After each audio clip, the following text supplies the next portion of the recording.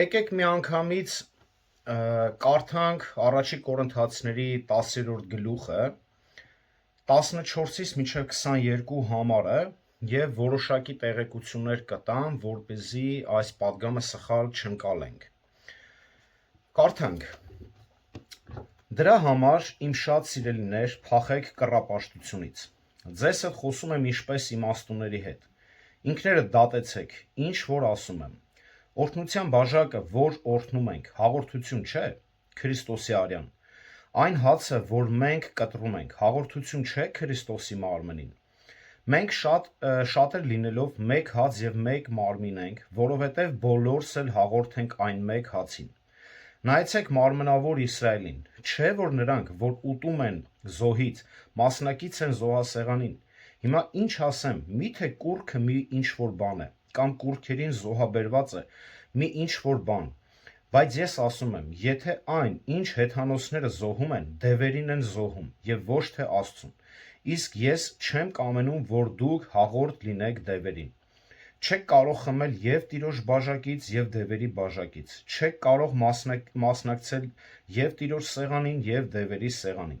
կամ թե Տիրոջ նախանձը գրգռել, միթե մենք նրանից զորավոր ենք։ Ամեն։ Ուրեմն որոշ տեղեկություններ տամ, որպեսզի այս պատգամը սխալ չընկալվի։ Նախ եւ առաջ պետք է ասենք, որ հավատացյալը երբեք սրտով չի կարող նա լինել կռապաշտ, երբեք չի կարող լինել։ Այո, այսօր լսում ենք շատ պատգամներ, որ կարող է հավատացյալը դառնալ կռապաշտ եւ այլն ոչ։ Տերը սիրտը, մարդու սիրտը ամբողջությամբ է փոխում, վերածնելով նրան Սուրբ Հոգու միջոցով, վերստին ծնունդ տալով ամբողջությամբ փոխում է մարդու սիրտը։ Այո, մենք ունենում ենք փոխված սրտի հետ զուգահեռ, մենք ունենում ենք որոշ սովորություններ անցյալից, որոշ կախվածություններ եւ այլն։ Հիմա տեսեք, եկեղեցիներում, բոլոր եկեղեցիներում, դարերի բոլոր եկեղեցում կա 4 տեսակի ժողովուրդ։ Ովքեր են նրանք։ Նախ եւ առաջ լինում են հոգևոր հասուններ։ Ովքեր են դրանք, այսինքն ծառայողները, հովիվները, լավ ուսումնասիրող եղբայրներ, ովքեր որ ծառայության մեջ են։ Նաև լինում է միջին գիտություն ունեցող, միջին հասկացողություն ունեցող եղբայր, քույրեր եւ նաեւ լինում են տկարներ, այսինքն նրանք, ովքեր որ նորահավատ են, նրանք, ովքեր որ դեռ աստվածային գիտությունը չունեն, դեռ չեն ճանաչում այն բոլոր ճշմարտությունները եւ այլն, եւ կա նաեւ 4-րդ կարգը։ 4-րդն էլ դա անհավատներն են։ Բոլոր եկեղեցիներում էլ գրեթե լինում են հենց անհավատ մարդիկ, ովքեր որ չեն պատկանում Քրիստոսին, բայց ինչ-ինչ առիթներով ներկա են։ Դա այլ թեմա է։ Կամ եկել են ապաշխարելու, այսինքն դեռ չեն ընդունել ամբողջությամբ Քրիստոսին, դեռ չեն ընդունել, դեռ Սուրբ Հոգին իրենց հետ աշխատանք անում։ Հիմա տեսեք, Պողոսը մենք գիտենք, որ նա խոսում էր քրիստոնեական ազատության վարքի մասին, որ ազատությունը պետք չէ չարաշահել եւ այլն։ Հիմա տեսեք, այսպիսի падգամներ կան, որոնք որ ընդհանրական են։ Կորինթացիների նամակը ինքը ընդհանրական նամակ է, այսինքն դա վերաբերվում է այն համայնքներին, ընդհանրական է, որտեղ որ կարդացում է խոսք։ Այդտեղ կլինեն անհավատներ, տկարներ, ավելի խոր իմաստուններ։ Սուրբ Հոգին գիտենք ինչ ձև է օգտագործում իր խոսքը, չէ՞, ինչ է անում։ Հռոմեացիս 10:17 հավատը լսելուց է, լսել Աստծո խոսքից։ Այսինքն խոսքը վերցնում է, մաքուր խոսքը վերցնում է Սուրբ Հոգին եւ դնելով անհավատի սրտի մտքի մեջ,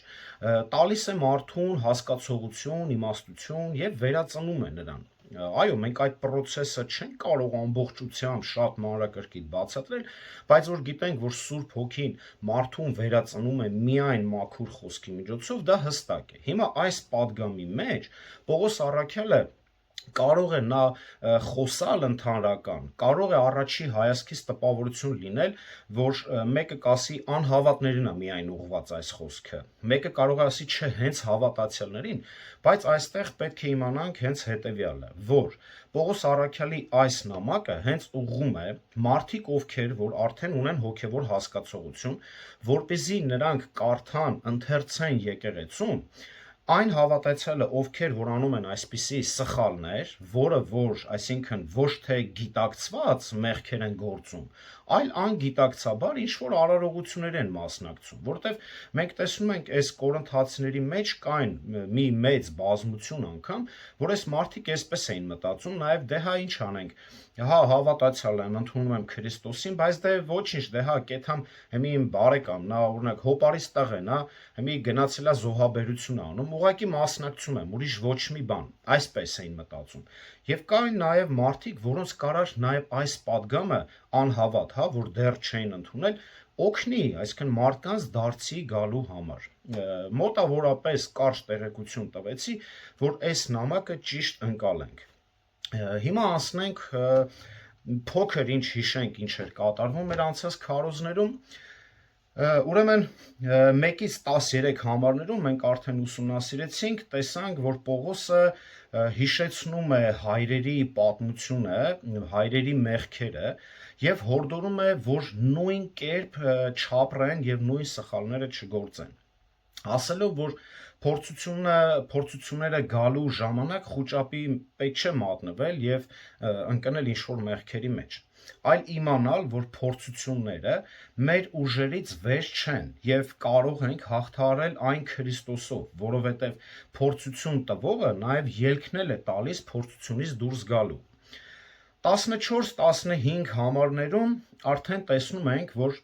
Պողոսը դիմում է Քրիստոսով հենց եղբայր եւ քույրերին ասելով. դրա համար իմ շատ սիրելիներ, նախ սիրելիները արդեն հուշում է, որ նա ում է դիմում, եւ երկրորդը ձեզ 15 համարում ձեզ հետ խոսում եմ ինչպես իմաստունների հետ։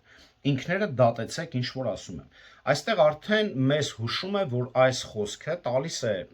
այն հավատացյալներին, ուղղում է այն հավատացյալներին, ովքեր իմաստություն ունեն, որտեղ անհավատը դատողություն չունի եւ իմաստություն չունի աստվածային։ Հետևաբար այս նամակը տալիս է սրանց, որ միա դուք վերահսկեք, միա տեսեք ինչ է կատարվում ձեր եկեղեցիներում։ Մարդիկ շատ ազատ արդեն ով ինչ ձև ուզում գործում է, ով ինչ ձև ուզում է ապրել, այսինքն դիսցիպլինա չկա, այս եկեղեցում կարգ ու կանոն արդեն խախտված է իրար, դրա համար ով ոնց ուզում ապրում է։ Տեսեք, Կորինթացի քրիստոնյաներից շատերը խորապես սիրում էին իրենց նախկին հովին, որ նրանցից շատերի համար եղել է հոգևոր հայր, չնայած նրանց բազմաթիվ թերությունների, նրանք Պողոսի նաև սիրելիներն էին, որ տեսնում ենք 14 համարում ասում է իմ սիրելիներ։ Կորինթացիների հավատացյալներից շատերը դեռ հոգեպես անհաս էին, հոգեպես տգետ էին, ինչպես ասում է առաջի Կորինթացիների 3-րդ գլխում, առաջի համարում այսպես է ասում. «Եվ ես, եղբայրներ, չկարողացա ձեզ հետ որպես հոգևորների խոսել, այլ որպես մարմնավորների, որպես մանուկների հետ Քրիստոսի մեջ, Քրիստոսի մեջ, այո, Քրիստոսի մեջ են, բայց շատ մարմնավոր բաներ են անում, շատ ցանկությունները հլիյանց մեջ, հին սովորությունները եւ այլն, այսինքն շատ ազատ, չափից դուրս ազատ քրիստոնյաներ են։ Բայց փրկելով, ուրեմն փրկվելով նրանք բոլորն էլ աստվածային առաջնորդություն ունեին հասկանալու համար հոգևոր խնդիրները։ Ուստի Պողոսը նրանց դիմում է որպես ողջամիտների։ Նա խոսում է այսպես, որ եթե ուշադրություն դարձնենք նրա խոսքերին, ապա Սուրբ Հոգու օգնությամբ կկարողանան ճիշտ դատել, թե ինչի մասին է խոսում Պողոս առաքյալը։ Նրա հրահանգները հեշտ են, տրամաբանական եւ հիմնված Սուրբ գրքի վրա։ Նախքան կռապաշտության կոնկրետ մեղքերը նշելը, Պողոսը ասում է. «Փախեք կռապաշտությունից»։ Պետք է հեռու մնալ կռապաշտությունից։ Նույնիսկ նախքան դուք կհասկանաք դրա ողջ վտանգը, ասում է առաջու Հովանու 5-րդ գլուխ 21 համարը։ Այսպիսով մեր գլխավոր թեման հետևյալն է. կռապաշտությունից փախնելու 3 պատճառները։ Առաջին, կռապաշտությունը անհամատեղելի է Աստծո ծառայության հետ։ Երկրորդը, կռապաշտությունը իր բնույթով դիվային է, կռապաշտությունը վիրավորում է Աստծուն։ Այսինքն մեր հենց այս երեք հետևյալ կետերի մասին պետք է խոսենք, բայց մինչ այս երեք կետերի մասին խոսելը պետք է խոսենք ինչ է կռապաշտությունը իր բնույթով, ինչ է իրենից ներկայացնում կուռքը, ինչ է կռապաշտությունը ընդհանրապես։ Այս մեղքը բոլոր մեղքերից ամենալուրջն է և ամենակործանարարն է։ Այս մեղքը ուղղված է Աստծո ուղիղ անձի դեմ։ Այս մեղքը կռապաշտությունը ուղղված է Աստծո անձի դեմ։ Նրանք, ովքեր պաշտում են կուռքը, մտածում են նաև այսպես, որ Տերը միակ ճշմարիտ Աստվածը չէ, որ մյուսները, այսպես կոչված այս չաստվածները, արժանի են նույնպես փառքին և պատվին։ Նրանք ցույց են տալիս, որ Աստված անկատար է և նա չունի ամենակարողություն, ամենագիտություն և ամենաբավություն։ Անկումից սկսած, այսինքն Ադամ Եվայի, մարդիկ ցանկանում են վերափոխել Աստծուն ստեղծել իրենց համար Աստված, սեփական պատկերով և մտքի ֆանտազիաներով։ Եկեք կարդանք Հռոմեացիների առաջի գլուխը 21-ից 23 համարներում Պողոս այսպես է գրում.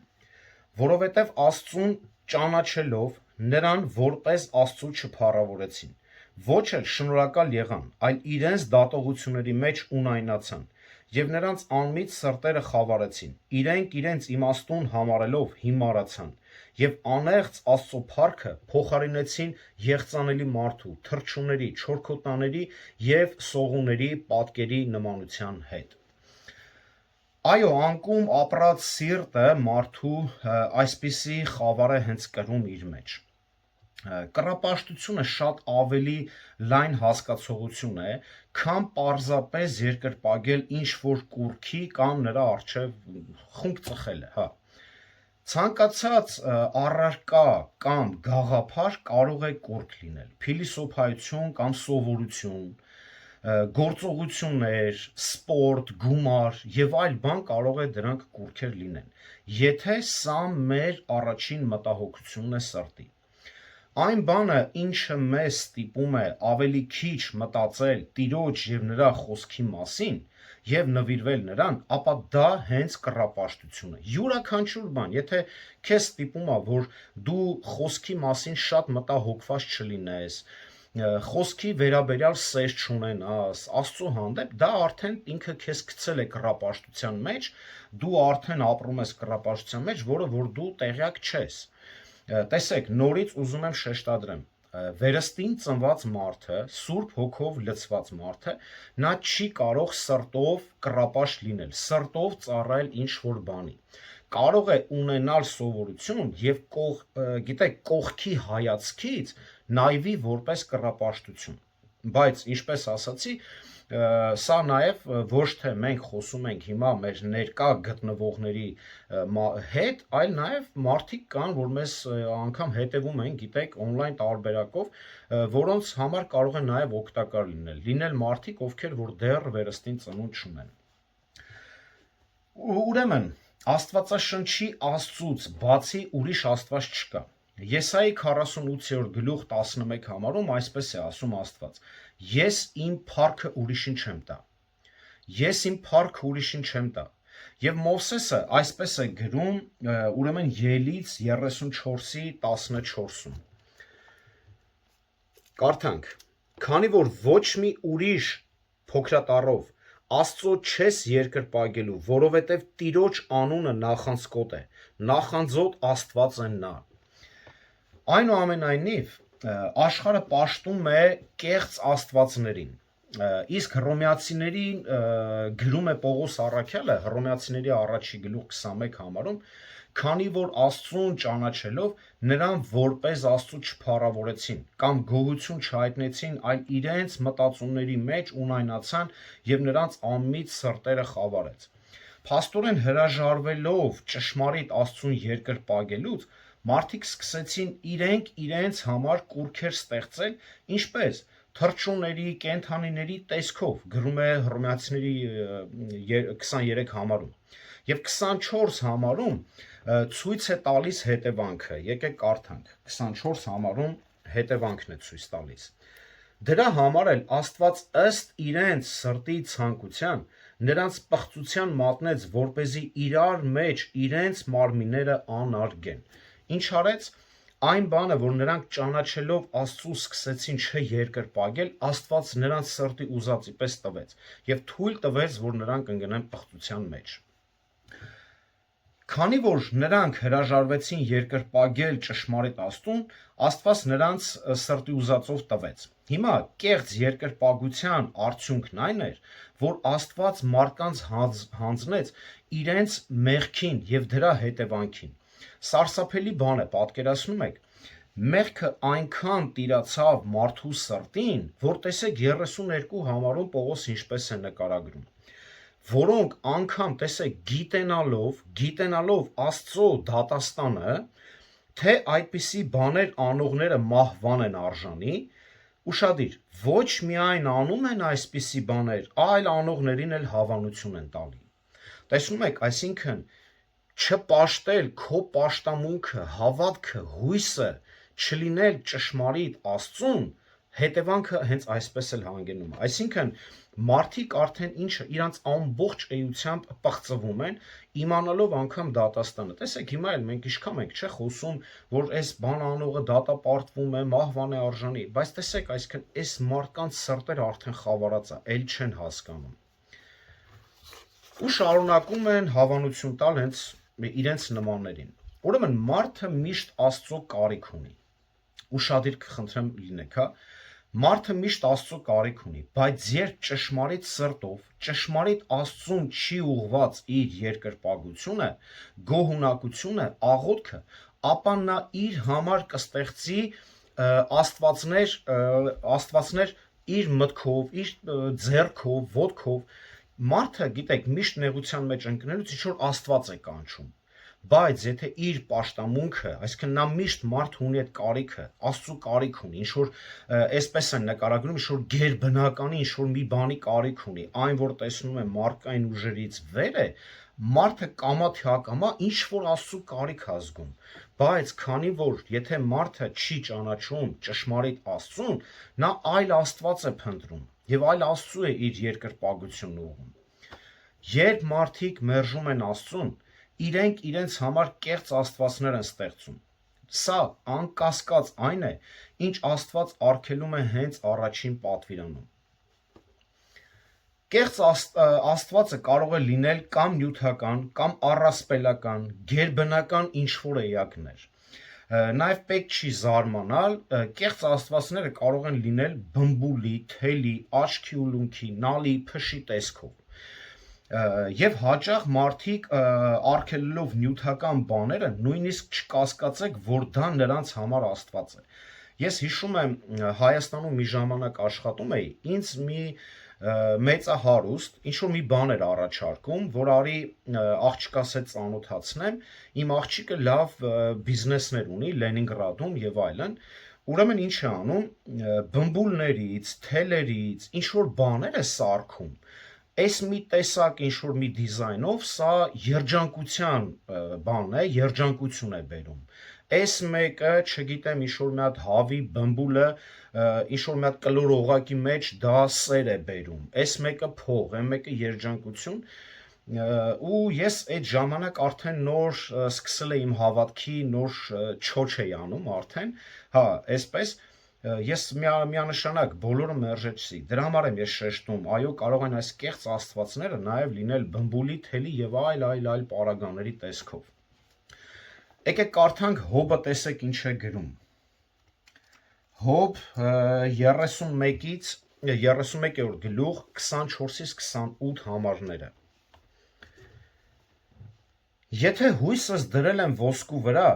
կամ մաքուր ոսկուն ասել եմ, իմ վստահությունը դու ես, եթե մեծ հարստությանս կամ շատ բան ձեռք բերելուս համար ուրախացել եմ, եթե արևին նայել եմ նրա ամենափայլուն եղած ժամանակ կամ պայծառությամբ ընթացող լուսնին, ու սիրտս գաղտնաբար հրապուրվել է, տեսեք, ու բերանս ձեռքս է համբուրել, սա էլ դատավորի պատժին արժանի մի անօրենություն է, քանի որ ուրացած կլինեի բարձրյալ Աստծուն։ Տեսնում եք Հոբը ինչ օրինակներ է բերում, տարբեր տեղերից, երկնքից, երկրից օրինակներ է բերում։ Սա նշանակում է բացի ճշմարիտ Աստծուց, բոլոր բաների վրա հույս դնելը, ապավինելը դա արդեն ինքստիկյան կռապաշտություն է։ Գիտենք, որ այսօր տեսեք, հաճախակի մարդկանց հանդիպում ենք, այսօր էլ չէ կան, իբրև հավատացյալներ, հույսը դնում են ինչ որ մեկը, օրինակ, հիմա այս քաղաքական այս բանավեճերի մեջ Թրամփն է մեր հույսը, մեկը ասում է Փաշինյանն է մեր հույսը, մեկը Քոչարյանը եւ այլ բաներ։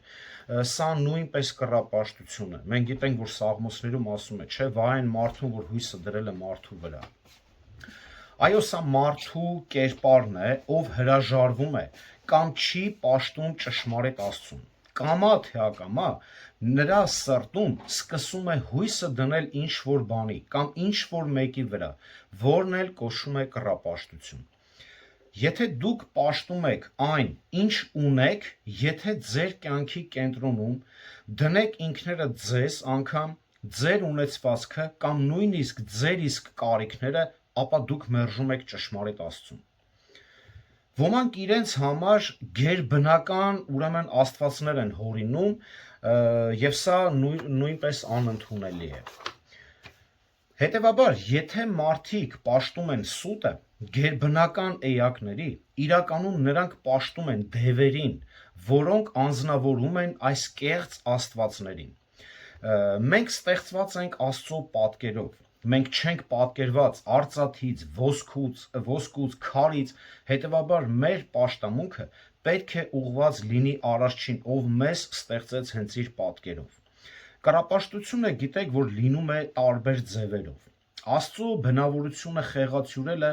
կռապաշտություն է հենց նույնպես դառնում։ Այս տեսակի կռապաշտությունը ներառում է սխալ պատկերացում, գիտելիք Աստծո եւ նրա հենց էության մասին։ Այսօր շատ, գիտեք, չակերտավոր աստվածաբաններ այնպիսի բաներ են նկարագրում Աստծո մասին։ Անգամ ես վերջերս լսել եմ, որ ասում են մենք հին ուխտի Աստծուն չենք պաշտում, ու մի քանի անգամ եմ լսել այդ բանը, անմիջապես մարդ, որի հետ եմ խոսել,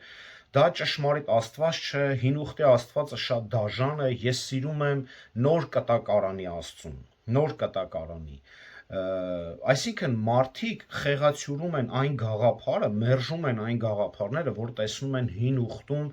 որը որ պատմում է ամբողջ նրա փառքը նույնպես։ Մենք այդտեղից ենք տեսնում նրա փառքը եւ մինչեւ նոր ուխտ։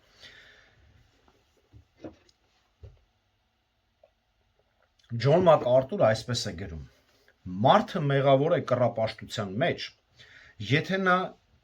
նա նայում է Աստծո որդու վրա միայն որպես մարդ Հիսուսի եւ մոռանում է նրա աստվածությունը եւ նրա մյուս անունները։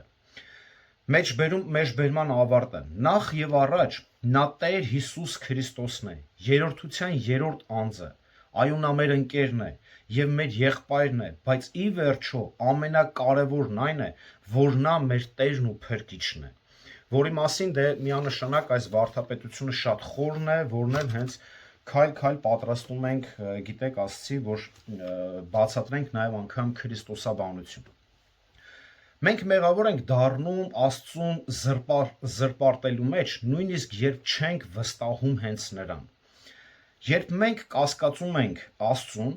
մենք մեր սրտում ասում ենք. ես վստահ չեմ, թե արդյոք Աստծո խոսքին իսկապես կարելի է ապավինել։ Արդյոք քո խոստումները իսկապես ճշմարիտ են։ Արդյոք քո զորությունն իսկապես բավարար է, իսկ սերը սահմաններ չունի։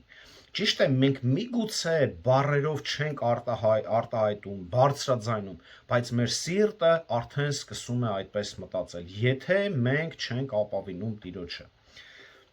Ուրեմն ամեն անգամ, երբ մարդիկ աշխարհիկ սովորություններ են բերում եկեղեցիներ, նոր պաշտամունքի ձևեր, ինչ որ թատրոններ են բեմադրում, գիտեք, այսօր այս եկեղեցիները դառել են հատուկ թատրոններ են անում, որ գրավեն, մարդկանց գրավեն, հետաքրքիր լինի։ Ուրեմն թատրոններ են բեմադրում, երազու տեսիլքներ, նոր հայտնություններ են պատմում եւ այլ բաներ, նրանք ստեղծում են կուռքեր, որոնք էլ շեղում են ճշմարիտ Աստծո երկրպագությունը։ Գիտեք, Իսրայելի ժողովուրդը ձուլած հորթը պատրաստելով պատվում են այն իբրև ճշմարիտ Աստծուն ուղված պաշտամունք։ Հենց իրանց բառերը, դրանք իրանք հենց կոնկրետ շնորհակալություն են հայտնում, որ դու մեզ հանեցիր Իսրայելից։ Այսինքն իբրև պաշտամունք ուղված էր ինչ որ տեսանելի բաների, բայց մենք բոլորս գիտենք, որ սրա հետևում կանգնած է կռապաշտությունը։ Դրանով իսկ նրանք նվաստացրին ճշմարիտ Աստծուն, ինչի կուռքի առաջ։ Ճշմարիտ Աստծուն նվաստացնում են հենց կուռքի առաջ։ Շատ տարիներ ուրեմն չանցած գրում է Մովսեսը, եկեք կարդանք երկրորդ օրինաց 4-րդ գլուխ 14-ից 19 համարները։ Այն ժամանակ Տերն ինձ հրամայեց, որ ձեզ կանոններ ու դատաստաններ սովորեցնեմ, որ դուք դրանք գործադրեք այն երկրում, ուր մտնելու եք այն ժառանգելու համար։ Ուստի ձեր հոգիների հանդեպ շատ զգույշ եղեք, որովհետև ոչ մի նմանություն չտեսաք այն օրը, երբ Տերը քերոբեյում կրակի միջից խոսեց ձեզ հետ։ Ոչ մի նմանություն դուք չեք տեսել, այսօր գիտենք, չէ, օրեկան տեսել եմ Աստծուն, Քրիստոսին եւ այլն, որ գուցե դուք ձեզ պղծեք եւ ձեզ համար քանդակված կուռք շինեք, որևէ կերպարանքի պատկեր, արուի կամ էքի նմանությամբ, երկրի վրա գտնվող աննասուների նմանությամբ, օդում թռչող թռչունի նմանությամբ, գետնի վրա սողացողների նմանությամբ, կամ ջրի եղած ձկան նմանությամբ, միգուցե աչքերը դեպի երկինք բարձրացնես ու տեսնես արեգակը կամ լուսինը, կամ աստղերը երկնքի ամբողջ զորքը եւ մոլորվելով դրանց երկրպագես ու դրանց ծառայես, որոնց քո Տեր Աստվածն ամբողջ երկնքի տակ եղած ազգերի համար է տվել, բայց Տերը ձեզ վերցրեց եւ երկաթի հնոցից Եգիպտոսից դուրս բերեց, որ իր սեփական ժողովուրդը լինեք, ինչպես այսօր եք։ Հիմա տեսնում եք ինչքան օրինակներ է բերում, էլ անուն կար որտար, այսինքն ասում է այս բաները, որ դուք իբրև տեսիլքի եք վերածում, իբրև անուններ եք դնում, պատկերներ եք հորինում, այդ բոլորի մեջ ես չկամ։ Դրա համար ասում է այն բանը, որ դուք տեսաք, սա ընդամենը դուք անգամ տեսիլք չտեսաք, ինչ որ կերպար դուք չտեսաք։ Դրա համար հիմա այսօր ինչի ենք մենք այս համակարգված ձևով ասում, այսօր գալիս են տենց ինչ որ անուններ են տալի, Տերը երևաց, Տեր ասաց, այս ամբողջը սա շեղում է, մարդուն ճշմարիտ Աստծուց շեղում է, որն էլ այդ մարդկանց չգիտես, ցավոք սրտի չես կարող համոզես, որ դա այդպես է։ Տեսեք, այսօր գիտենք ինչ է կատարվում նաև եկեղեցիներում։ Տեսիլքներ են տեսնում ու ասում են Հիսուսին տեսա։ Մեկը կար ասում է քնից արթնացա, կողս նստած էր Հիսուսը։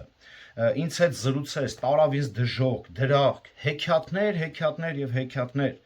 Ուրեմն սատանան լավ խաբում է ու ամենավտանգավորն էլ այն է, որ իրենց լսելով էլ մի մեծ բազմություն է հենց մոլորվում ու էլ չեն ուզում լսել մաքուր ավետարանը։ Եվ այստեղ է գալիս հենց Պողոս Առաքյալի երկրորդ նամակում ուղված այն խոսքերը 11-րդ գլուխ 3-ից 4 համարները, որ ասես Պողոսը վախենում եմ ինչպես օձը խաբեց Եվային, այնպես էլ գան եւ ձեր սրտերը եւ ձեզ խաբեն եւ ձեզ ուրիշ Հիսուս Քրիստոս քարոզեն, ուրիշ Հիսուս քարոզեն, այսինքն ոնց կարան, ուրիշ Հիսուս այո կարան։ Այլ կերպ ասած, երբ Աստված հայտնվեց Իսրայելին, նա չհայտնվեց այնտեղ տեսանելի, ֆիզիկական ձևով, այս մասին խոսում է հենց ողջ սուրբ գրության մեջ, ինչու, որովհետև Աստված չի ուզում սահմանափակվել ոմանց, Աստված չի ուզում սահմանափակվել ոմանց, որ ես այսպիսին եմ եւ վերջ։ Դրա համար այսօր այս կեղծ բաները, որ տեսնում եք ժողովուրդ, մերժեք։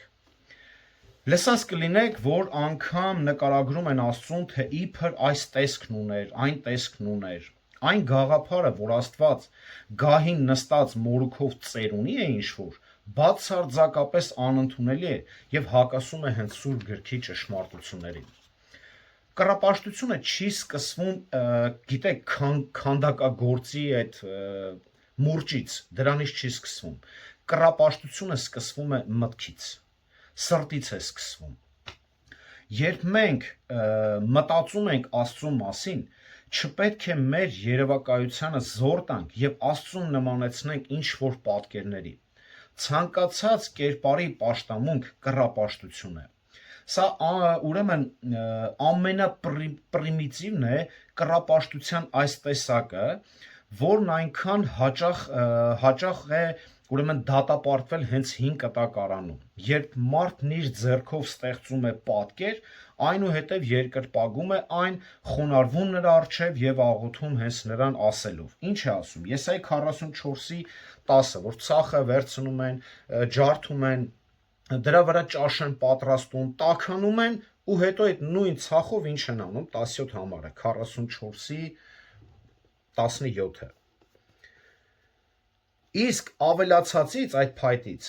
չաստված է շինում, նրան երկրպագում, նրան աղոթք անում ու ասում. «Փրկիր ինձ, քանի որ դու ես իմ Աստվածը»։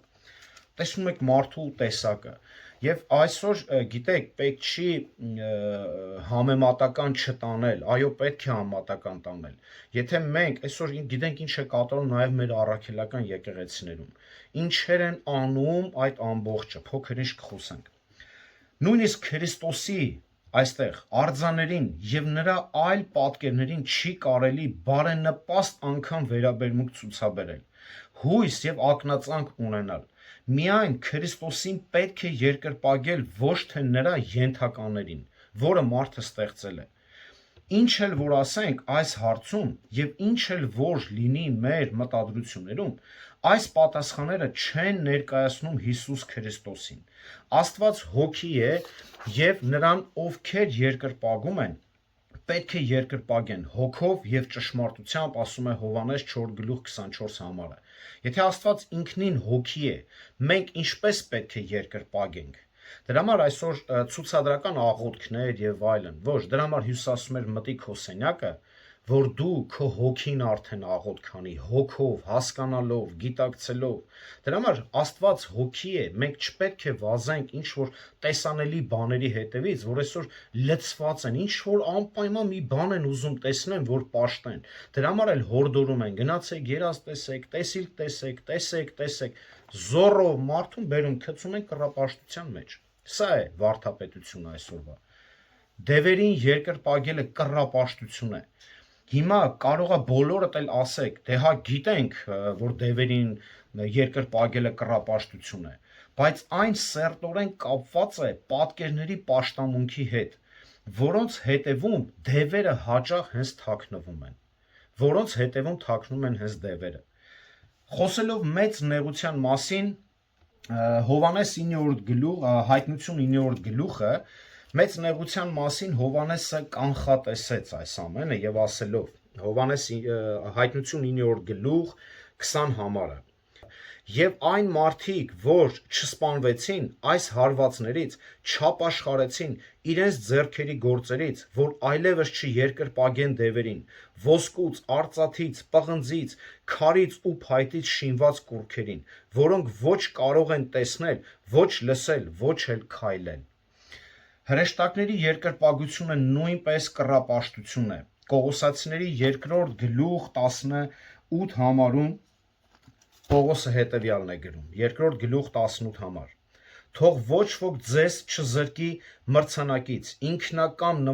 նվաստացությամբ եւ հրեշտակների պաշտամունքներով, միջամուխ լինելով այսպիսի բաների, որ չի տեսել իր մարմնավոր մտքով զուր տեղը հպարտանալով։ Էլի չեն տեսնում, չէ՞, շատերը ինչ որ ոչ հրեշտակ, ոչ բան, բայց ինչ որ պաշտամունքներ են անում։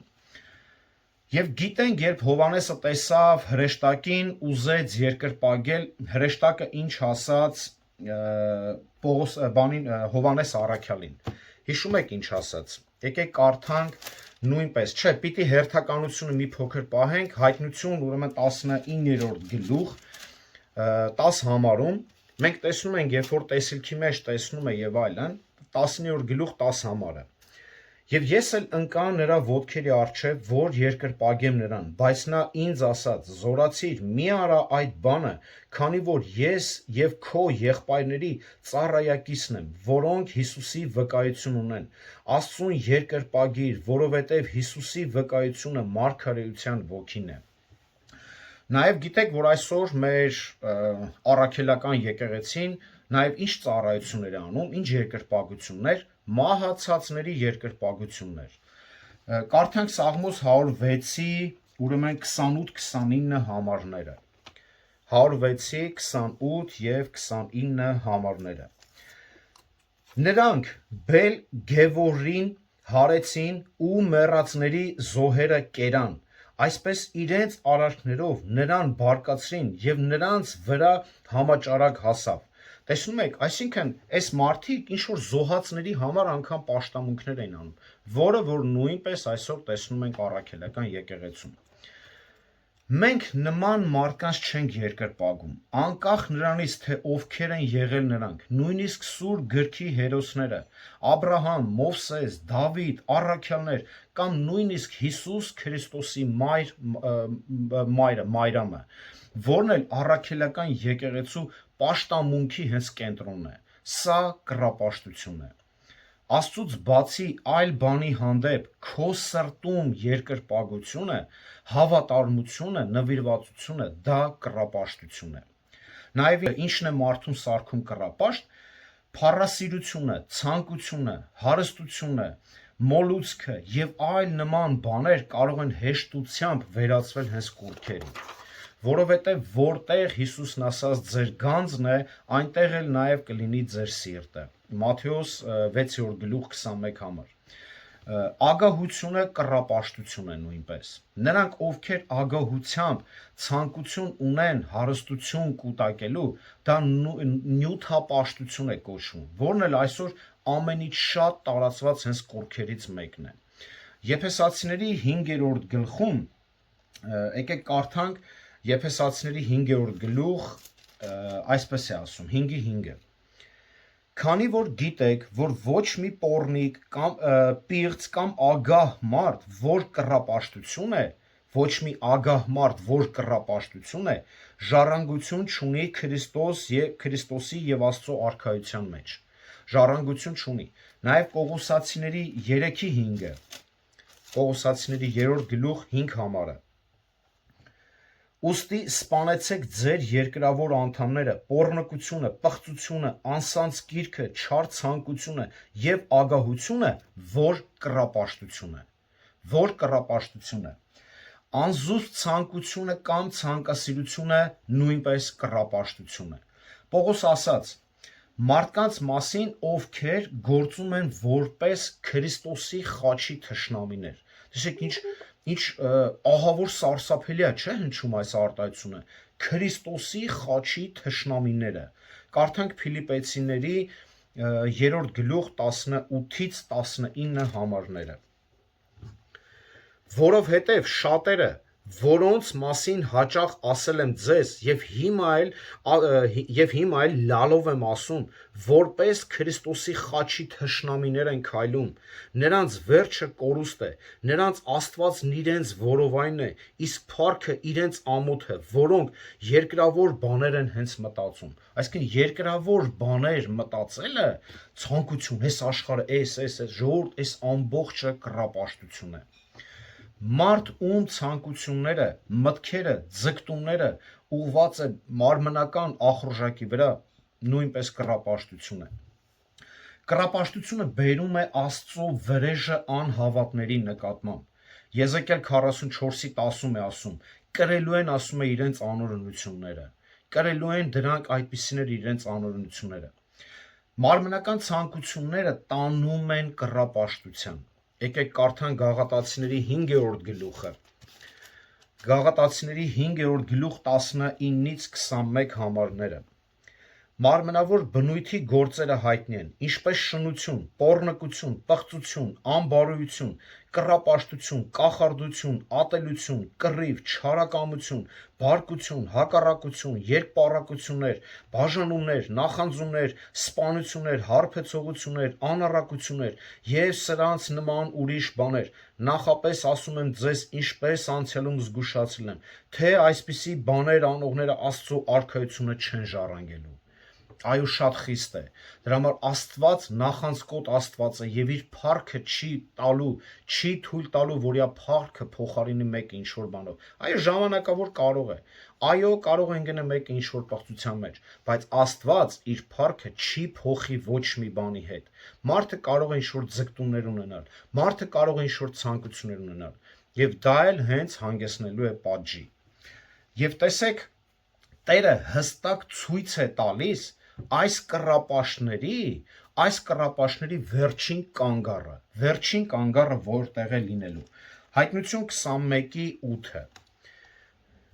Բայց վախկոտների ու անհավատների, պիղծերի, մարդասպանների, պոռնիկների, կախարդների, կռապաշտների, որը տեսակ տարբեր բաներ ենք ցույց տալի կռապաշտներին, կռապաշտների եւ բոլոր ստախոսների բաժինը լինելու է կրակով ու ծծմբով վառվող լիճը, որը երկրորդ մահն է։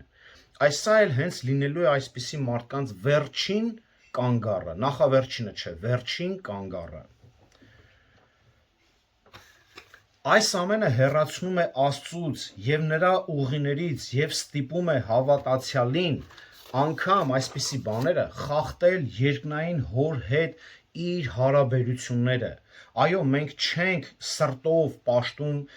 ինչ որ կուրքերին, բայց գիտեք, երբեմն լինում է այս կորինթացիների նման շատ ազատ կարող ենք մեզ զգալ։ Գիտեք, այսօր հավատացյալներ որոշ առումով չարաշահում են Քրիստոսին, չարաշահում են Աստծուն, այսինքն մի բան անում են, տեսնում են, որ պատիժ չկա, մեկը չկա, երկու պատիժ չկա, 3 չկա, սկսում են շահագործել Աստծուն, բայց չեն հասկանում, դա իր սերն է, իր ողորմածությունն է։ 1-2 չի պատժի, բայց ինչպես Եբրայեցիների 10:31-ում է ասում, զգուշ եղեք Աստծո ապտակից։ Աստված իր առատ ողորմությամբ շարունակում է մաքրել հավատացյալներին, բայց հավատացյալի նման արարքները քիչ մեղավոր չի դարձնի նրան։ Եթե ասենք օրինակի համար այսօր հավատացյալը չի կարա գողանա, ով կարա ասի չէ, չի կարա։ Մենք չենք ասում սա իր էությունն է, իր տեսակն է, մենք չենք ասում սա նորմալ է, կարա ինչ որ սխալներ թույլ տա, բայց այս բաները արդեն մեզ խանգարում է, չէ՞, մեր հարաբերությունները մեր հոր հետ, եւ սկսում է մեր շփումը, անգամ դուք էլ զգացած կլինեք, չէ՞, որոշ մեղքեր անելով կարծես թե ոնց որ ամոթ քաշենք, չեն կարողանում անգամ աղոթ քանենք։ Լինում է, չէ՞, այսպես, ու սենց կամաց ոնց որ մեզ ավելի ստիպի հեռվանալ։ Դրա համար Պետրոս ասում է. զգուշ եղեք, սատանան մռնչացող առյուծի պես շրջում է մեր կողը, որ կուլ տա, մարդկանց կուլ տա։ Ընդհանուր առմամբ այս ամենը ազդեցություն է թողնում հավատացյալի հոգևոր եւ բարոյական կյանքի վրա։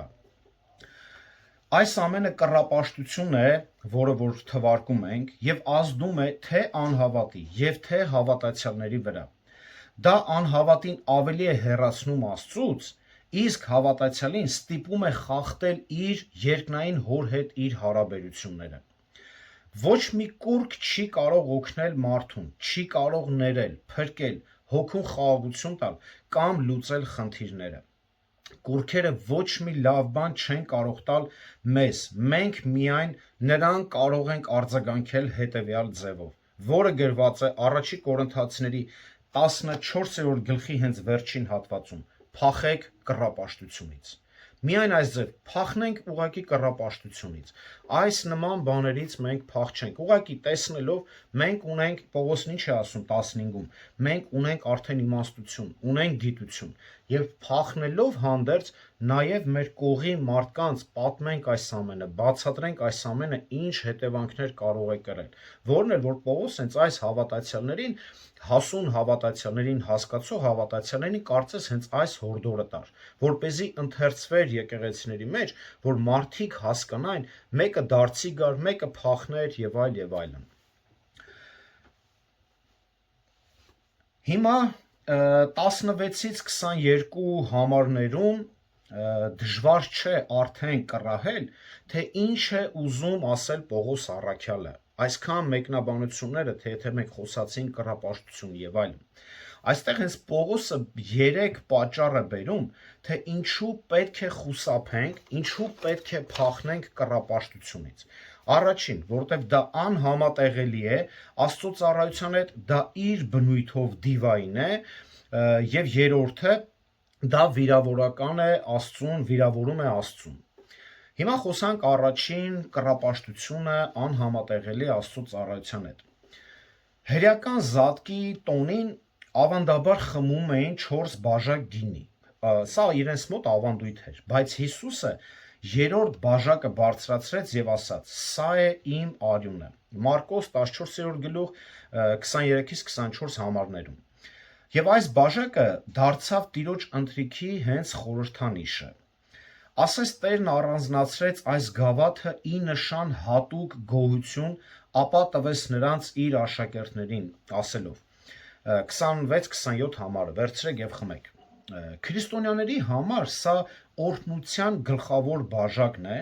որը մենք իր հերթին գոհություն ենք հայտնում Հիսուս Քրիստոսին նրա մահվան համար եւ ընդունում ենք այն ի հիշատակ մեր Տիրոջը։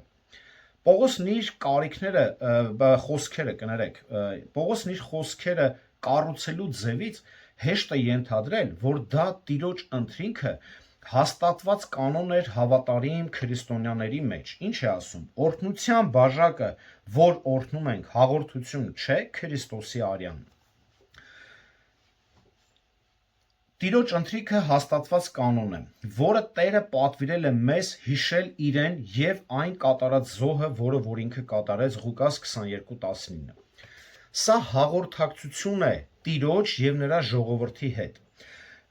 Տոնում ենք այն, ինչ ունենք ընդհանուր։ Ինչ ունենք ընդհանուր. փրկություն եւ հավիտենական կյանք։ Ճիշտ է։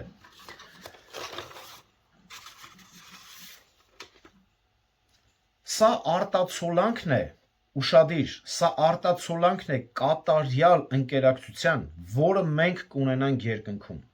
Հաղորդություն, կոյնոնիա բառը նշանակում է ընդհանուր բան ունենալ, ընդհանուր համագործակցություն ունենալ։ Նույն հուներեն բառը օգտագործում է, երբ խոսում ենք, որ կանչվել ենք Հիսուս Քրիստոսին հաղորդակից լինելու։ Առաջի Կորինթացիների 1:9 հոգու հաղորդության մասին է խոսում, Փիլիպպեցիս 2:1-ը։ Նրա չարչարանքների մասնակից լինելու նույն կոյնոնիա բառն է օգտագործում, Փիլիպպեցիների 3:10-ը, եւ ծառայությունը մասնակցելու նաեւ սրբերին, որ սրբերին օգու ծառայելու համար, երկրորդ Կորինթացիների 8:4-ը։ Երբ մենք ճիշտ մասնակցում ենք հաղորդությանը, ունենք հոգևոր ընկերակցություն Քրիստոսի եւ այլ հավատացյալների հետ։ Հաղորդությունն ավելին է, քան պարզապես խորհրդանիշը, դա ընդհանուր խորը հոգևոր փորձառություն է։ Սիրած մարդու լուսանկարը նույնը չէ, ինչ հենց ինքը անձը։ Եվ ամեն անգամ, երբ որ մարդուն նայում ենք, կարծես ինչ-որ բաներ հիշենք տվյալ անձի մասին, բայց հավանաբար այդ անձը այդ պահին չի հիշում մեր մասին, ճիշտ է, այնպես չի, որ այդ պահին էլ ինքն է մի հատ էլ մեզի հիշում եւ նույն հիշողություններն ունենում։ Բայց մեր Տերը լավ գիտի, եւ մեր Տերը լավ գիտի, երբ մենք հաղորդակցվում ենք, երբ որ մենք այս հաղորդությանը հասկանալով հիշում ենք նրա մահը եւ կատարած զոհը, եւ այս ամենը Տերը լավ իմանալով նույնպես իր Սուրբ Հոգով, իր Սուրբ Հոգու զորությամբ նաեւ մենք հաղորդակից ենք լինում թե Տիրոջ եւ թե իր սիրելիների, իր զավակների հետ միասին։ Երբ հիշում ենք նրա մահը, այն փաստը, որ նա մեզ համար դարձավ մեղք, կրեց մեր պատիժը եւ փրկագնեց մեզ, մենք հիշում ենք այն ամենը, ինչ խորհրդանշում է նրա թափած արյունը։ Այնուհետև մենք մասնակցում ենք նրա եւ հավատացյալների հետ ամենամոտ եւ իրական հաղորդությունը նրա մեջ, նրա միջոցով։ Հացը, որը որ մենք կոտրում ենք, Պողոսը շարունակում է ասելով. այն հացը, որ մենք կոտրում ենք, հաղորդություն չէ Քրիստոսի մարմնի։ Հացը, որ մենք կոտրում ենք, Քրիստոսի մարմնի հաղորդությունն է։ Հացը խորհրդանշում է Քրիստոսի մարմինը ճիշտ այնպես, ինչպես բաժակը խորհրդանշում է նրա արյունը։ Եվ ինչպես արյունը նշանակում է նրա մահը, այնպես էլ նրա մարմինը նշանակում է նրա կյանքը։ Ուշադիր, Երբ մենք ճաշակում ենք Քրիստոսի մարմնից, մենք հիշում եւ նշում ենք նրա մարդկային բնությունը, հավերժական բնությունը, մարմնացումը, ինչպես նաեւ նրա մահը որպես մարդկային զոհաբերություն արված հենց մարդկության համար։ Սա հիշողությունն է մեր։ Եվ Հիսուսը հացը կտրեց, որպեսզի տա աշակերտներին, ճիշտ է, դա խորհրդանիշն էր, որ նա կիսում է իր կյանքը նրանց հետ, որ հիմա մենք երբ որ հաղորդակցում ենք այդ հացից, սա նշանակում է, որ Հիսուսը իր կյանքը կիսում է մեր հետ։ Սա ուրախություն է, դրա համար Պողոս էս ասում, եղբայրներ, տեսեք ինչ է արել Քրիստոս ձեր համար, այդ հաղորդությունը մի հատ հիշեք, որ անում ենք։ Հիմա դուք այս ամբողջը կիսում եք Տիրոջ հետ հաղորդակցում եւ ինչ որ գնում եք թեկուզ ձևական, կանգնում եք կուրքերի տաճարներում, զոհաբերությունների եք մասնակցում, կամ մարդկանց թույլ եք տալիս, որ գնան նման բաներ անեն, կոպիտ ասած դուրս հանեք այդ մարդկանց եկեղեցուց, այն անհավատներին, որոնց համար դա շատ նորմալ երևույթ է։ Երբ մենք քրիստոնյաներս հավատքով ընդունում ենք հաղորդությունը, Սուրբ Հոգին այս խորհրդանիշերի միջոցով օգնում է մեզ զգալ եւ գիտակցել մեր Տիրոջ զոհաբերությունը մեզ համար։ Քրիստոսի մարմինը խորհրդանշում է նաև մեր միասնությունը Հիսուս Քրիստոսում։ Մեկ հաց կա, իսկ մենք շատ ենք մեկ մարմին, քանզի մենք բոլորս նույն հացից ենք ճաշակում, բոլորս նույն հացից ենք ճաշակում։ Եվ մենք մեկ ենք Քրիստոսի հետ, մենք մեկ ենք միմյանց հետ նաև, եթե մեկ ենք Քրիստոսի հետ, այն մարդը, ով սրտով, հասկանալով, գիտակցելով, ընդունելով այս ամբողջը, մեկ է Քրիստոսի հետ, ուրեմն նաև մեկ պետք է լինի հաջորդ քույր եւ եղբոր հետ։ 19 համարում կրկին Պողոսը օգտագործում է մարմնավոր Իսրայելին որպես օրինակ։ Եկեք կարդանք 19 համարում, չէ, կներեք 18-ը, նայեցեք մարմնավոր Իսրայելին, չէ որ նրանք, որ ուտում են զոհից, մասնակից են զոհասեղանին։ Ուրեմն, երբ իսրայելացիները զոհ էին մատուցում Տիրոջը, զոհի մի մասը այրում էին, մի մասը քահանաների համար կերակուր էին տալիս, մի մասն էլ իրենց էին պահում։ Յուրաքանչյուր ոք իր մասնակցությունն ուներ զոհաբերության մեջ, կիսելով Աստծո եւ միմյանց հետ։ Նմանապես կուրքին զոհ մատուցելը նշանակում է ինքն իրեն նույնացնել այս կուրքի հետ, ներգրավել դրանում եւ նրանց մեջ ովքեր զոհաբերում են հենց դրանք։ Պատկերացնում եք դա, եթե այստեղ նույն բանը խորհրդանշում է, որ մենք նույնանում ենք Տիրոջ հետ, հա, հաղորդակցում ենք, բայց նույն արած զոհը, այն որ հեթանոսներն են անում, դա էլ դևերի հետ է նույնանում։ Ինչ տարբերություն։ Այսինքն գործողությունը նույն է, էությունն էլ նույնը պետք է լինի։ Կրոնական, թե ծիսական արարողությունները լինեն քրիստոնեական, թե հեթանոսական, ներառում են իրենց մեջ երկրպագություն։ Կամա թե ակամա մարդը ներգրավում է դրա մեջ եւ հաղորդակից լինում տվյալ ծեսի ետևում կանգնած անձին, լինի դա Աստված, թե դևեր, թե սատանա։ Երկրորդ պատճառը, թե ինչու պետք է փախչել կռապաշտությունից, որովհետեւ իր բնույթով դիվային է։ Ծառայում է դևերին, 19 համարում է, 19-ից 21 համարում է ասում։ Կռապաշտությունը ոչ միայն անհամատեղելի է առ Աստված հավատքի մեջ, այլ ավելի վատ այն նաև ներկայացնում է հենց դիվային ուժերը։ Ինքնին դա ոչինչ է, բայց կուրքերը ոչինչ են ասում է, չէ՞, բայց նրանք ներկայացնում են դիվային ուժերը։ Դևերը այն հոգևոր ուժերն են, որոնք ընկած են բոլոր կռապաշտության հենց հետևում։ Նրանք, ովքեր զոհաբերում են կուրքերին, զոհ են մատուցում դևերին, իրականում դա հենց դևերի պաշտամունք է։ Երբ երկրպագուն կարծում է, որ կուրքը ներկայացնում է իրական Աստված, Սատանան ուղարկում է իր դևերին դևերի սուր հանդակներից գործելու այս երևակայական Աստծո անունից։ Կուրքի հետևում երբեք Աստված չկա, բայց դրա հետևում կա հոգևոր ուժ, եւ այս ուժը միշտ չար դիվային է լինում։ Այսինքն այնպես չի, որ ասենք, սրա մեջ ոչ մի բան չկա։ Ոչ, այդտեղ կան հենց հոգևոր դիվային ուժեր կան։ Եվ դևերը կարող են շատ հզոր լինել։ Մենք այսօր գիտեք այնքան ցուրին կարծիք ունենք այս դևերի մասին, որ մենք հիշեք, հա, ինչ ենք խոսում, ինչն է կռապաշտություն, այս բաները, մենք կարող է դրանց անգամ ուշադրություն չդարձնենք, բայց հստակ արդեն եթե տեղյակ չենք մինչ այդ, ուրեմն պետք է տեղյակ լինենք, որ այս ամենի հետևում հենց դևերն են կանգնած։ Տեսեք, շատերը օկուլտիստների եւ հեթանոսների պնդումները հիմնված են հենց խարդախության եւ չափազանցության վրա, որոնք կարող են առաջացնել զգացմունք, էմոցիա, այսինքն այսօր գիտեք, չէ, հոգևոր դաշտում էլ կա, ինչ որ զգացական, ինչ որ բաներ են զգում, էմոցիա են զգում, ասում է մեկը էսի սուրբ հոգին է, դա անգամ քրիստոնեական, բայց եթե ուշադրություն եք դարձրել, այս ամենը կա նաև թե մուսուլմանական, թե ինչ որ բուդդիստական, շիվայիստական կրոնների մեջ, անգամ են որ բաներ են անում, ինչեր էր այդ որ հիպնոզների մեջ կա, այդ ծիսական ինչ-որ անուն էլ մոռացա, այսինքն այս ամենի մեջ ինչ-որ էմոցիա կա, ինչ-որ մի ադրենալին կա, ինչ-որ մի զգացողություն կա, որը որ նույն այդ հոգևոր, այդ որ ասում ենք դևերն են կանգնած անտեսանելի, դրա համար էլ այսօր գիտեք շատերը որ ասում է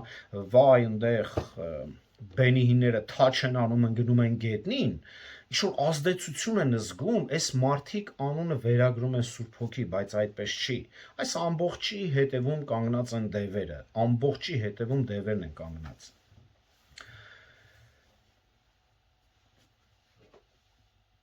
Տեսեք, այն ամենը կարող է գալ նաև այս ամենը բախտագուշակների, պայծառատեսերի, աստղագուշակների, հորոսկոպների, տեսիլքի քողի տակ։ Սակայն այսպիսիների միջոցով կարող են նաև որոշ բաներ իրական լինել իր շնորհիվ դիվային ուժերի։ Այն որ ասում են դες մեկը տեսիլ տեսավ, բայց էս իրականացավ։ Այո, կարող են լինել, ով ասում, որ դևերը չունեն զորություն ինչ-որ բաներ անելու։ Այո, ունեն։ Դևերն անսահմանափակ ուժ եւ զորություն չունեն, այնպես չի, որ նրանք անսահմանափակ են, բայց կարող են անել հրաշքներ, որոշ գուշակություններ իրականացնել, բժշկություններ անել, տեսիլքներ տալ, Աստծո անունով ներկայանալ, որպեսզի մոլորեցնեն անհավատներին։ Կարդանք մի շատ, գիտեք, դիպուկ համար 2-րդ Թեսաղոնիկեցիների 2-րդ գլուխ 9-ից 11 համարը։ Նրան ում գալը սատանայի ներգործությամբ, ամենայն զորությամբ, նշաններով եւ սուտ հրաշքներով է։ Այսինքն սատանայի գալը այս սուտ հրաշքներով եւ այլ բժշկություններով եւ դրանով է։ Շարունակում է. կորստյան մատնվածների վրա անիրավության բոլոր խաբեություններով, քանի որ նրանք ճշմարտության սերը չընդունեցին, որպեսզի փրկվեն։ Այս մարդկանց ճշմարտության սերը հետաքրքիր չի։ Դրա համար միշտ այս մարդկանց վերնագրերը հրաշք, տեսիլ, երազ, բժշկություն, էս ու էսա։ Հիմա նայեք, սատանան այս աշխարհի իշխանն է, մենք գիտենք, եւ նա կառավարում է այս աշխարհի այդ համակարգը դևերի օգնությամբ, ում մենակ չի անում, դևերի օգնությամբ է անում։ Եվ տարբեր կերպով փորձում է մոլորեցնել մարդկանց շփման մեջ պահելով իր եւ դևերի հետ։ Ամեն կերպով դրա իր նպատակը սա է։ Ցավալին այն է, որ այսօր եկեղեցու անվան տակ համայնքներ են ձևավորվել ժողովրդին մոլորեցնելու հենց համար։ Քարոզիչներ, որոնք այս նույն շփման մեջ են դևերի հետ եւ նույն կերպով հանդես են գալիս իբրև Աստծո ծառաներ։ Այնինչ տեսել ենք ժամանակին, որ գուշակություն էր անում մեր Վարդուշ տատին, չգիտեմ էնի, կոֆեի բաժակ էր նայում եւ ինչ որ ապագա էր կանխատեսում, երազներ էր պատմում, իբր իրականացել է եւ այլ բաներ, այսօր տեսնում ենք նույն բաները քողարկված Աստծո անվան տակ, որ տեսնեք նույն բաներն են։ Եվ այս ինչ տեսնում ենք հիմա, շատ հարանվանություններում իրականում հող են պատրաստում մեծ նեղության շրջանի համար, այն շրջանի, որ 7 տարի պետք է սատանեն կառավարի ամբողջ աշխարհում։ Կարդանք Մատթեոս 24-րդ գլուխը 23-ից 24 համարներում։ Սա արդեն մեծ նեղության շրջանն է, արդեն հափշտակությունը եղել է, ուղղակի լավ տես մոլորեսնելով բերը հասցրել են արդեն ըտե, ու եկեղեցին դե հափշտակվել, բայց սրանք մնացել են։ Այն ժամանակ, եթե մեկը ձեզ ասի, այ հա այստեղ է Քրիստոսը կամ այնտեղ, չհավատաք դրան, որովհետև սուտ Քրիստոսներ եւ սուտ մարգարեներ պիտի լինեն եւ մեծ հրաշքներ ու նշաններ պիտի ցույց տան, որ եթե հնարավոր լիներ,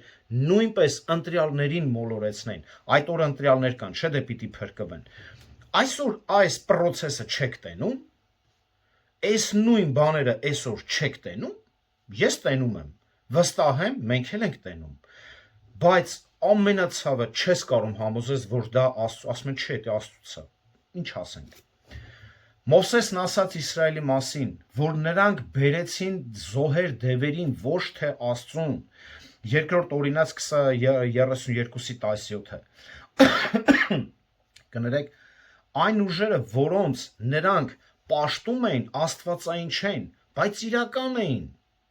Այսինքն այն նրանք կուրքեր են սարքել, ինչ որ երևակայական եւ այլ պաշտամունք են անում,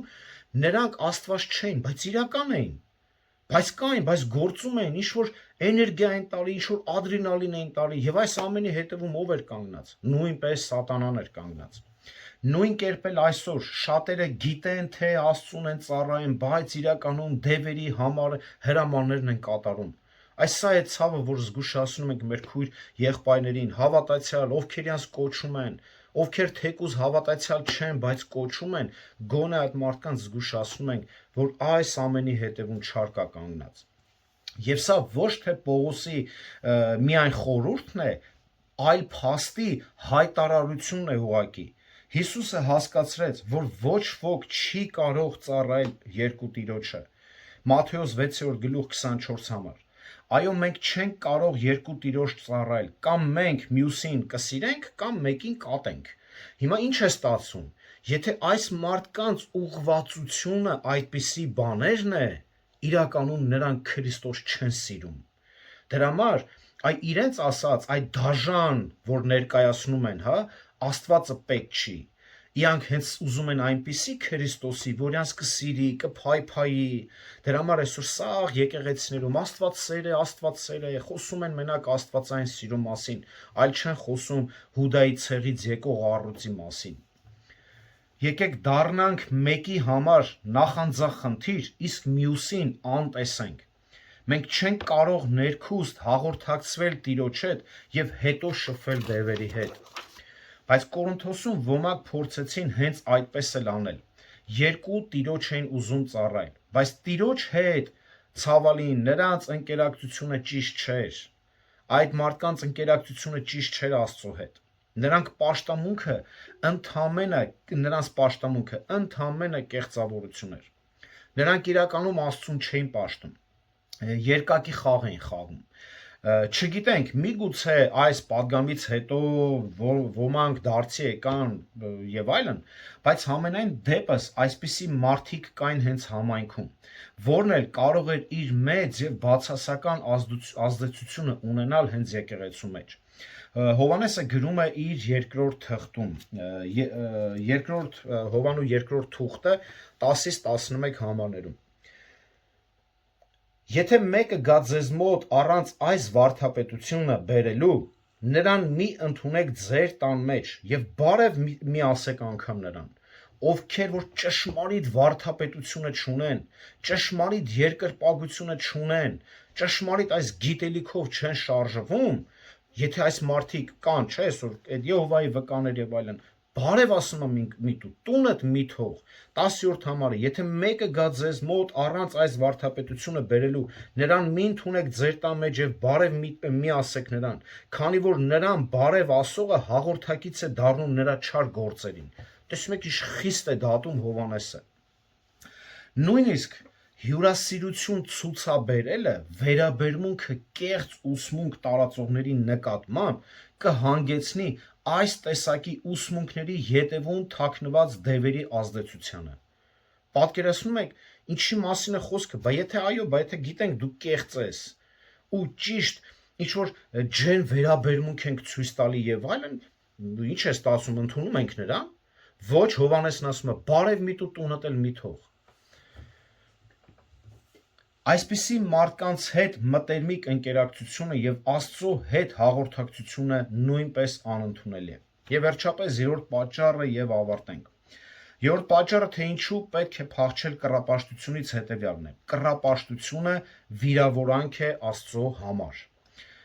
Կռապաշտությունը անհամատեղելի է Տիրոջը ծառայելու հետ, վիրավորական է նրա համար, դա կբարկացնի Տիրոջը։ Աստված սուրբ նախանձախնդրություն ունի, քանի որ նա չի ընդունում ոչ մի մրցակցություն։ Դրա համար Աստված ասաց Իսրայելին, երկրորդ Օրինաց, եկեք կարդանք երկրորդ Օրինաց 32-րդ գլուխ 21 համարը։ Նրանք գրգռեցին իմ նախանձը չաստվածով, իրենց ունայնություններով բարկացրին ինձ։ Ես էլ գրգռեմ նրանց նախանձը նրանցով, որ ժողովուրդ չեն, մի անմիտ ազգով կբարկացնեմ հենց նրանց։ Այո, Տերը բարկանում է կռապաշտության դեմ շատ կոպիտ, քանի որ նրա համար չկա ավելի վիրավորական բան, քան պաշտամունք, որը ուղղված է իրենից բացի որևէ չաստվածի։ Սա մեղք է, որն էլ ամենաշատը անհավատության զզվելի նշան է։ Եւ Հովհաննեսը, ինչպես ասացինք, ցույց տվեց վերջին կանգառը այնպիսի մարդկանց, Հայտնություն 21:28, որոնց պաշտամունքը ուղղված չի հենց Աստծուն։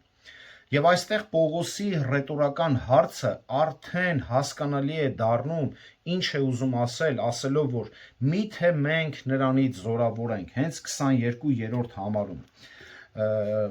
Միթե կռապաշտը այնքան հիմար է, որ մտածի ինքը Աստծուց ավելի զորավոր է։ Բայց պարզում է, որ այո, կան մարդիկ հենց այդպես մտածում են։ Կորինթացիներից ոմանք հենց այդպես էլ անում էին, ոչ թե միայն մտածում։ Սա այն է, ինչի համար էլ նրանք վճարեցին իրենց առողջությամբ, իսկ ոմանք էլ վճարեցին նույնիսկ իրենց կյանքերով։ Եկեք կարդանք առաջի Կորինթացիների 11-րդ գլուխ 30 համարը եւ ավարտենք։ Դրա համար էլ ձեր մեջ շատ թույլեր եւ հիվանդներ կան, եւ շատերն էլ ննջել, մահացել են։ Ինչի համար, որովհետեւ գիտեք, այն ինչը որ մենք տեսնում ենք Սուրբ Գիրքը, ինչ ճանապարհ է տվել մեզ, բայց մենք չենք հետևում։ Ամեն անգամ ինչ որ մեր կյանքերի մեջ շուրջ 1000 մի հատ բան է հայտնվում, որ մեզ Աստծուց հեռու պահի։ Եվ ցավալին, դրա համար տեսնում եք ինչքան կարևոր է աստվածային գիտությունը, իմաստությունը, հաղորդակցությունը Տիրոջ հետ, որպեսզի մենք չշեղվենք ճիշտ ճանապարհից։ Եկեք 3 գործնական քայլեր տեսնենք ու ավարտենք։ Առաջին, քանի որ ունենք Աստծո գիտությունը, իմաստությունը, փախնենք նման անհեթեթ երևույթներից, որը որ մեզ կարող է, գիտես, թեկուս այո սրտով չի կարող գցել, բայց միգուցե ինչ որ մի պահ շեղել մեզի, մի պահ փորձի շեղել մեզի այն ճշմարտությունից, որը որ մենք կրում ենք մեր մեջ, որը որ մենք ունենք մեր ձեռքերի մեջ, Աստվածաշունչը։ Եվ մեր ամբողջ հույսը, հավատքը, վստահությունը, պաշտամունքը, նվիրվածությունը, մեր անձը, միտքը, սիրտը նվիրենք Աստվածաշնչի միակ Աստծուն, ճշմարիտ Աստծուն, որը ճանաչեցինք Հիսուս Քրիստոսով։ Երկրորդը, քանի որ մենք մեկ ենք Քրիստոսով եւ հաղորդակցվում ենք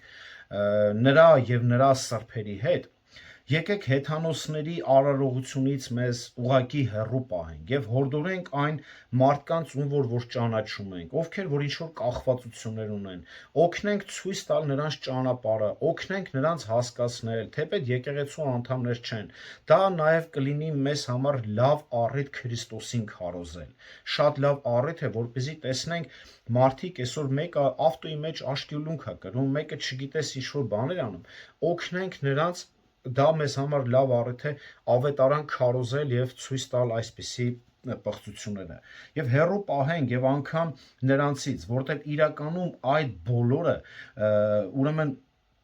պղծություն են եւ որի հետևում էլ հենց կանգնած է սատանան։ Երրորդ գիտակցենք, որ Տիրոջից զորավոր ոչ ոք չի կարող լինել։ Մենք կրելու ենք ողջ պատասխանատվությունը եւ չիմանալը մեզ երբեք չի ազատելու պատասխանատվությունից։ Մենք չենք կարող մեզ փրկել, մենք չենք կարող մեզ, չգիտեմ, մեր հոգուն կյանք տալ եւ այլն, այսինքն մենք չենք կարող այս ամեն ինչը անել ու միաժամանակ պատասխանատվության չենթարկվել։ Մենք անզորներ ենք, իսկ Աստված զորավոր։